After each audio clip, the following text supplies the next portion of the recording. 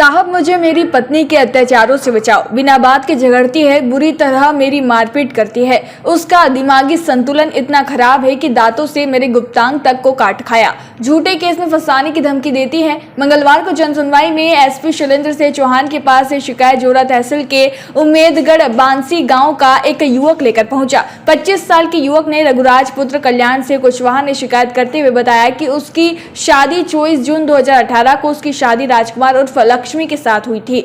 शादी के कुछ महीने बाद तक उसकी पत्नी का व्यवहार सामान्य था, लेकिन बाद में उसकी पत्नी बिना बताए घर से 2 से 3 दिन के लिए लापता हो जाती थी। पूछने पर वह झगड़े के लिए आमादा होती और मारपीट करने लगी। बकौल रघुराज 9 अक्टूबर 2022 को उसकी पत्नी ने उसकी बुरी तरह मारपीट की और फिर दांतों से गुप्तांग काट खाया, फिर लात मार दी। वह मुरैना व ग्वालियर में 3 ऑपरेशन करवा चुका है, लेकिन उसकी हालत सही नहीं है। इसके बाद भी उसकी पत्नी लगातार विवाद कर रही है। शिकायतकर्ता के अनुसार उसके 75 साल के दादा पर भी उसकी पत्नी ने छेड़छाड़ के आरोप लगा दिए। कभी भी डायल 100 पर फोन करके पुलिस बुला लेती है। रघुराज के अनुसार बीते सोमवार की रात 8 बजे भी पत्नी ने उसकी मारपीट कर दी और पूरे परिवार को झूठे केस में फंसाने की धमकी दे दी है। एसपी ने मामले की जांच के बाद उचित कार्यवाही के लिए बागचीनी थाना प्रभारी को निर्देश दिए हैं।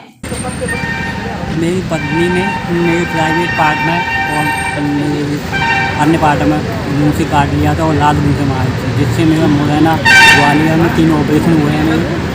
और अभी तक इलाज वो आए दिन अनजाने लोगों को घर पर बुलाती थी, घर से बाहर चली जाती। कई दिनों तक घर से बाहर चली जाती, वापस नहीं आती थी। तो मैंने उसके एक दिन उसको पैसे पूछा तो उसने मेरी ये हालत कर दी।